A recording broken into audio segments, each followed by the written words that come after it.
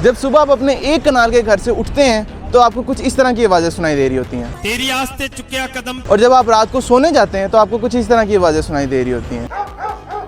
और अगर मैं इन घर की प्राइसेस की बात करूं तो वो अराउंड कोई 3 करोड़ से लेके 5 करोड़ तक की होती हैं, जो कि बहुत बड़ी अमाउंट है।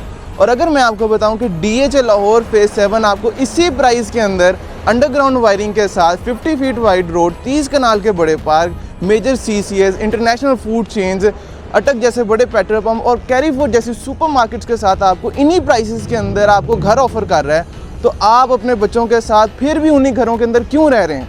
Change your lifestyle with 327 properties.